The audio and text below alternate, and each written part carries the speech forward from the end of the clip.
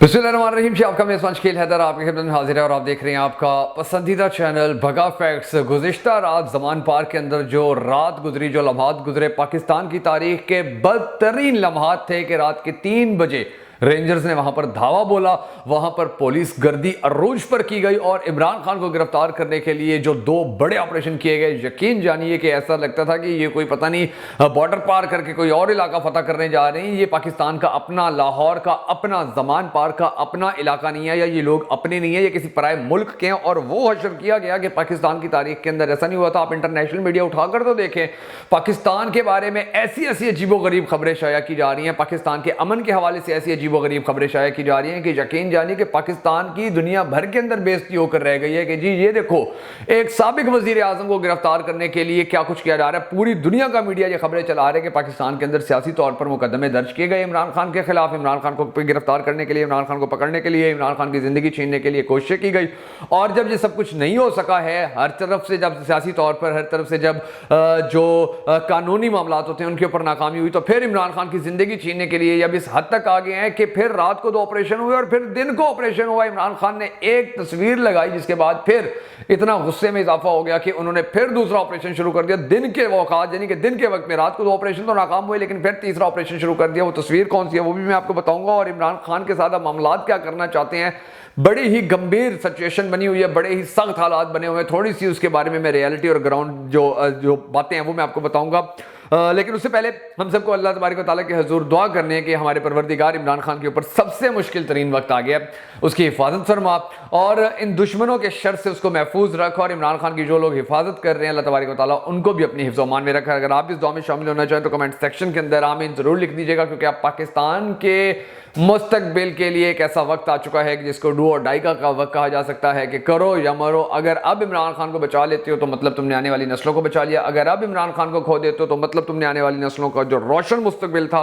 वो खो दिया है। अब दिन के वक्त सीन क्या हुआ है, बड़े ही अफसोसनाक जो मनाजिर हैं वो पाकिस्तान के मीडिया के ऊपर भी चलते रहे हैं, सोशल मीडिया के ऊपर भी चल रहे हैं कि जी इमरान खान के बनी गाला के अंदर जो घर है उस घर को डायरेक्टली निशाने पर ले लिया गया, वहां पर शेल मारे गए हैं, वहां पर गोलियां मारी गई हैं, इतने बुरे हालात किए हैं उस घर के, उसकी दीवारों के अंदर जो सुराख हुए हैं जिनके आप हैरान हो जाएंगे कि यार ये तो अब बिल्कुल खुल्लम खुल्ला, अब तो इन्होंने अपना टारगेट ही ये बना लिया कि जी इमरान खान की जिंदगी छीननी है। अब वो जो अदालतों वाले किस्से हैं, या वो जो अदालतों के अंदर पेशियों वाले किस्से हैं, या जेल में भेजने वाले जो किस्से हैं, वो किस्से अब सारे पीछे रह गए हैं। अब ये जो काम किया गया इसके बाद कौम को समझ में आ चुके हैं, कौम को अब ये पता चल चुका है कि जी ये लोग तो सिर्फ और सिर्फ इमरान खान की जिंदगी छीनना चाहते हैं, क्योंकि गिरफ्तारी के अंदर नाकामी की सूरत के अंदर इन्होंने जो काम इमरान खान के घर के साथ किया, भाई घर के ऊपर कौन चल मारता है, घर को इस तरह नुकसान पहुंचाकर इन लोगों ने क्या करना है, कानूनी तौर पर भी अगर इमरान खान को गिरफ्तार करना है तो फिर ये वाला रास्ता तो कहीं पर भी किसी भी मुल्क के अंदर नहीं अपनाया जाता है। क्या पाकिस्तान के अंदर पहले कभी ऐसा किया गया था किसी सियासतदान के साथ, किसी सियासी घराने के साथ, कि जिस तरह का काम इमरान खान के साथ किया जा रहा है कि एक जानिब उसको बैरूनी तौर पर जिंदगी के उसके खतरात लाक हैं,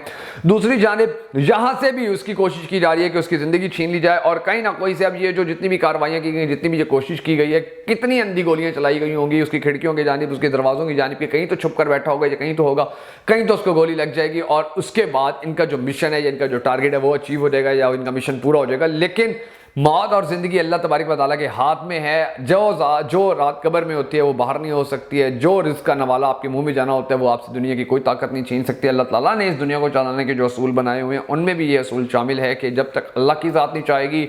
उस वक्त तक कोई किसी का बाल बैका नहीं कर सकता है। और इनकी जितनी भी पिछले 1 साल से कोशिशें चल रही हैं, आपने देखा है कि अल्लाह तबारक व तआला की ज़ात इमरान खान के साथ इस तरह से खड़ी हुई है, इस तरह से इमरान खान की गैबी मदद होती रही है आज तक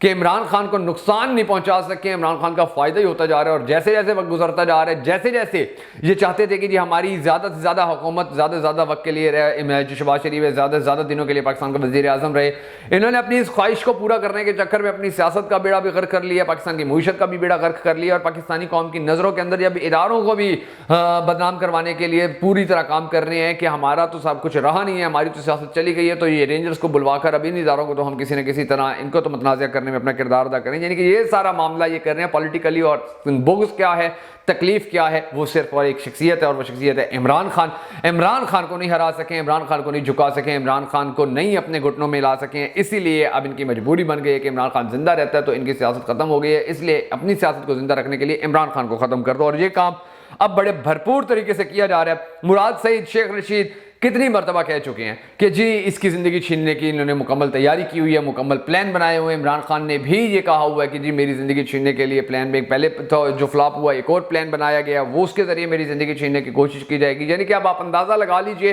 कि जो रहनुमा हैं वो भी ये कह रहे हैं, इमरान खान खुद ये कह रहा है, और उसके बाद इसके घर के ऊपर गोलियां चलाई जाती हैं, शेल मारे जाते हैं। तो फिर आप खुद अंदाज़ा लगा लीजिए कि गेम किस तरफ लेकर जाने की कोशिश की जा रही है और हालात किस नहज पर पहुंचाने के लिए कोशिश की जा रही है। और ज़्यादा दुख की बात यह है, ज़्यादा अफसोस की बात यह है कि 9 अप्रैल को आधी रात को खुलने वाली अदालतें, बाजवा के दौर के अंदर जो अदालतें खुल गई थी, वो अदालतें अब की बार नहीं खुल सकी हैं। अब की बार जो बर्बरियत सारी रात ज़मान पार्क के अंदर जारी रही है, हमारे किसी जज को तकलीफ नहीं हुई है, या हमारे किसी जज ने ये नहीं कहा है कि ये पाकिस्तान की सालमियत का मसला है, पाकिस्तान के इस्तेहकाम का मसला है, पाकिस्तान के इदारे, पाकिस्तान की कौम आमने सामने आ रहे हैं, लोग मर सकते हैं। यहाँ पर एम्बुलेंसेस 2 दर्जन एम्बुलेंसेस ईडी की आई हुई थी कि खुदा ना खास्ता कभी भी कोई भी हालात ख़राब हो सकते हैं। तो इतने हालात कशीदा थे, लेकिन हमारी अदालतें नहीं खुली हैं। तो फिर पाकिस्तानी कौम बड़ी अफसरदा होती है इस हवाले से। पाकिस्तानी कौम फिर बड़ा कुछ सोचती भी है और सोशल मीडिया के ऊपर फिर वो इजहार राय भी करती है। और फिर बहुत सारे लोग ऐसे होते हैं कि जिनको गिरफ्तार कर लिया जाता है कि इन्होंने तौहीन अदालत की है, अपने जज्बात का वो इजहार करते हुए हद से ज़्यादा निकल जाते हैं। लेकिन मामलात कुछ ऐसे भी होते हैं कि जिसके बाद ही पाकिस्तानी कौम के जहनों के अंदर कोई बात आती है या पाकिस्तानी कौम कुछ सोचने पर मजबूर हो जाती है। तो ये जो 9 अप्रैल को खुलने वाली अदालतें थी वो अब नहीं खुली हैं, तो पाकिस्तानी कौम सवाल उठा रही है। उसके बाद अंदाज़ा लगा लें कि रेंजर्स जैसे मुअज़्ज़ज़ इदारे को इन्होंने आवाम के सामने खड़ा कर दिया है। जी आप अब रेंजर्स आई हुई है और रेंजर्स जी जो शहरी हैं उनको रोक रही है। अभी खुदा ना खास्ता अगर कोई जानी नुकसान हो जाता है तो रेंजर्स के ऊपर इल्ज़ाम लगाने वाले लगा देंगे, अगर रेंजर्स को कोई नुकसान हो जाता है तो पीटीआई के ऊपर इल्ज़ाम लगाने वाले इल्ज़ाम लगा देंगे, और अपना जो खेल है वो खेल जाएंगे रेंजर्स और आवाम को, या रेंजर्स और पाकिस्तान तहरीक इंसाफ को लड़ाने के चक्कर के अंदर। और यकीन जानिए कि जिसके बाद जो हालात हैं पाकिस्तान की, फिर अब मुझे खुद बता दीजिए कि अब इतने हालात इन्होंने ख़राब कर दिए, रेंजर्स और आवाम आमने सामने आए हो, तो फिर बाकी पाकिस्तान के हालात कैसे? ये कोई बलोचिस्तान का इलाका तो है नहीं कि जहाँ पर ये बातें होती रही हो तो ये मामूल की बात हो, वजीरिस्तान का इलाका तो है नहीं, या केपीके का कोई और मुतनाज़ इलाका तो है नहीं। ये पाकिस्तान के लाहौर का दिल माना जाने वाला इलाका, गढ़ी यानी कि गढ़ी शाह के इंतहाई करीब है ज़मान पार्क, और इसके ये एक दिल लाहौर का इसको माना जाता है। और यहां पर ये सारे मामलात हो रहे हैं कि रेंजर्स और अवाम आमने सामने है। तो आप खुद सोचिए कि पाकिस्तान के हालात किस नहज पर इन लोगों ने सिर्फ अपनी एक अना के अंदर पहुंचा दिए कि जी इमरान खान को नहीं आने देना, हमने वजीर आजम रह के पाकिस्तान का बेड़ा गर्क कर देना है, हमने अपने पाकिस्तान की मईशत को डबा देना है, लेकिन हमने इमरान खान को नहीं आने देना। और उसके लिए हम जितना गिर सकते हैं गिरें, हम जितना अपने आप को नीचा कर सकते हैं उतना नीचा कर लें, पाकिस्तान का जितना नुकसान कर सकते हैं कर लें, लेकिन हमने इमरान खान को नहीं छोड़ना। अब जो सिचुएशन बनी हुई है वो सिचुएशन ये है कि कहा जा रहा है कि जी इमरान खान ने फेसबुक के ऊपर अपनी एक तस्वीर लगाई और उसके अंदर उन्होंने लिखा कि जी एक नई सुबह का पुरअज़म इस्तकबाल है, या एक नई सुबह आ गई है जिसके अंदर हम पुरअज़म हैं। और ये तकलीफ भी इतनी, ये तस्वीर इतनी तकलीफ दे साबित हुई है कि फिर उसके बाद एक बार फिर धावा बोल दिया गया। दिन के वक्त इमरान खान की रिहाइशगाह के ऊपर, इमरान खान के घर के ऊपर धावा बोला गया। और यकीन जानिए कि इतने बुरे हालात हुए हैं पाकिस्तान लाहौर के एक रात के अंदर के आलमी सतह के ऊपर, क्योंकि रोज़ पूरी दुनिया के जो शहर हैं, जो गंदे तरीन शहर हैं लाहौर, उनके अंदर पहला, और जो दिल्ली है वो दूसरे नंबर पर भी रहते रहे हैं। तो इनके हवाले से जो रिपोर्ट्स शाया होती हैं उनके अंदर लाहौर का जो कल का दिन गुजरा था, जो रात गुजरी थी, वो लाहौर की सबसे गंदी तरीन रात थी। सांस लेना लोगों के लिए मुश्किल हो गया था, रास्ते बंद थे, इंटरनेट बंद था, बिजली बंद थी, गैस बंद थे, लोगों के मोबाइल नहीं चल रहे थे, परेशान हाली थी, इतने बुरे हालात बने हुए थे। यकीन जानिए कि बंदे को अफसोस होता है कि यार हमारे मुल्क के अंदर ये हालात क्यों बन गए, या हमारे मुल्क की जो अवाम है, हमारे मुल्क की जो रेंजर्स है आमने सामने आए हुए हैं, एम्बुलेंसेस की लाइनें लगी हुई हैं कि खुदा ना खास्ता कोई भी अफसोसनाक वाकया हो सकता है। आप खुद सोचिए कि ये माहौल किस किस्म का क्रिएट कर दिया गया एक ऐसी कौम के साथ कि जिस कौम से खाने का आटा तक छीन लिया गया है, जिस कौम से बिजली तक छीन ली गई है, जिस कौम के बच्चे अब स्कूलों में नहीं जा सकते क्योंकि उनके पेरेंट्स के पास उनके रिक्शों के पैसे नहीं रहे, उनके ट्रांसपोर्ट के पैसे नहीं बचे हैं, उनके यूनिफॉर्म लेने के, उनकी बुक्स लेने के पैसे नहीं बचे हैं, अपने बच्चों का इलाज नहीं करवा सक रहे हैं पाकिस्तानी। इन हालात के अंदर आपने मुल्क को इस नहज के ऊपर पहुंचा दिया है कि अब रेंजर्स जैसा इदारा और अवाम आमने सामने हैं। और ये बात फरामोश नहीं की जा सकती है, क्योंकि इसके बाद जो नताइज, जिस तरह अगर हालात चलते रहे तो जो नताइज होंगे यकीन जानिए कि वो फिर ज़्यादा अफसोसनाक होते जाएंगे। फिर इमरान खान को अगर कुछ हो जाता है, या इमरान खान को कुछ करने में ये लोग कामयाब हो जाते हैं, या इमरान खान को कोई नुकसान पहुंचाते हैं, तो फिर ये जो पाकिस्तानी, कल रात को जो पूरे पाकिस्तान की आवाम सड़कों पर आने पर तैयार हो गई थी, बड़े बड़े शहरों की मरकजी शाहराहें बंद हो गई थी,